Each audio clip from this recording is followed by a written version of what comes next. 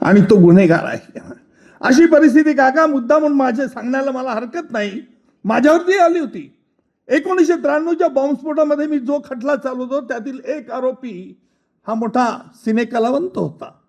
आणि हा सिने कलावंत असताना त्यावरती काँग्रेसचं राज्य होतं, देशात काँग्रेसचं राज्य चालू होतं, राज्यात काँग्रेसचं राज्य होतं. इकडे हिंदवी स्वराज्याचे संस्थापक बाळासाहेब ठाकरे यांना त्याच्याबद्दल प्रेमाचा उमाळा आला होता. परंतु मी कुठेही काही न करताना त्याला सोडलं नाही. अनेक वेळाला मला त्यावेळच्या तत्कालीन मुख्यमंत्र्यांनी सांगितलं की आपण कोर्टाच्या विरुद्ध बोलतात, त्याच्या मीडियासमोरही बाहेर बोलतात. मी काय करू, मला काढून टाका. तुम्हाला काढलं तर ते पब्लिक आमच्या अंगावर येईल. ही जी तडजोड तुम्ही आयुष्यात कधी काका होऊ दिली नाही, ही फार महत्वाची आहे.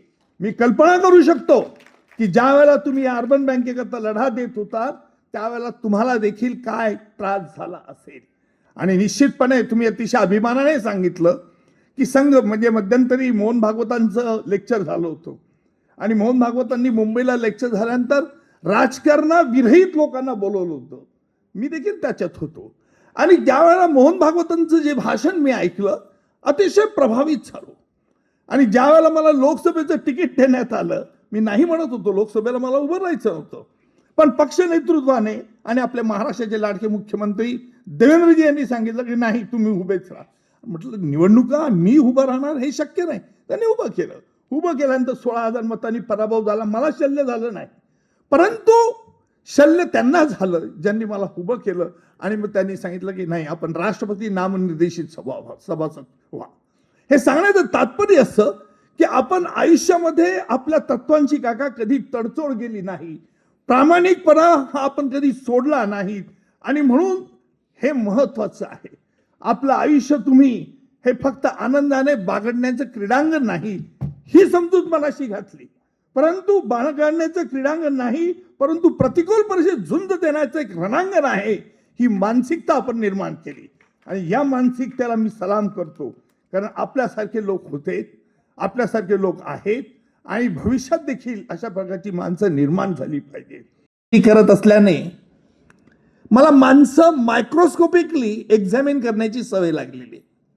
मी ज्या व्यक्तीचा चेहरा बघतो, ज्या व्यक्तीचं बोलणं बघतो, ज्या व्यक्तीची बॉडी लँग्वेज पाहतो, ती व्यक्ती कशा वृत्तीची आहे, कशा प्रवृत्तीची आहे हे सहज ताडू शकतो.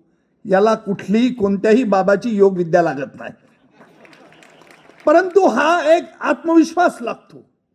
आणि ज्या वेळेला अच्युतराव साहेब माझ्याकडे आले सर्किट हाऊसला, 8च दिवसापूर्वीची गोष्ट आहे, 8-10 दिवसापूर्वीचीच, यांना बघितलं चेहरा आणि मला विश्वासच बसला नाही प्रथम की यांचं 80व्या वयात ते पदार्पण करीत आहेत. सहस्त्रचंद्र दर्शन वाटत नव्हतं मला, पण त्यांनी मला अतिशय उत्साहाने माझ्याशी बोलले. मी त्यांचा हातात हात घेतला आणि कटाक्षाने मी बघत होतो की चेहऱ्याचे आविर्भाव काय आहेत, बॉडी लँग्वेज काय आहेत. त्यांच्याबद्दल 8 दिवसापूर्वी मला काही माहिती नव्हती. वसंत लोढांनी जुजबी माहिती दिली होती, परंतु त्या अगोदर नंतर मी वसंत लोढांना विचारलं, मग त्यांनी समग्र माहिती दिली आणि त्या दिवशी माझी बरीच त्यांच्याशी चर्चा झाली. मला एक गोष्ट त्यांच्यातली भावली. अनेक वक्त्यांनी त्यांचा अर्बन बँकेच्या लढ्याचा उल्लेख केला, पण मी त्या लढ्याला फारसं महत्व देत नाही. मी महत्व त्यातील एका गोष्टीला देतो, त्यांनी ज्यांच्याशी लढा दिला ती व्यक्ती सत्तास्थानी होती, सत्ताधीश होती.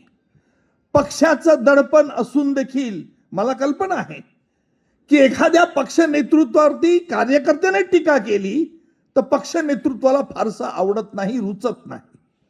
परंतु असं असताना देखील अशा विषम परिस्थितीमध्ये अच्युतराव काकांनी लिहिलं, लढाई केली, कोणाला जामीन मिळू दिला नाही. परिणाम काय झालं की जो कोणी या अर्बन बँकेमध्ये जो सत्ताधीश होता त्याला शेवटी पाय उतार व्हावं लागलं.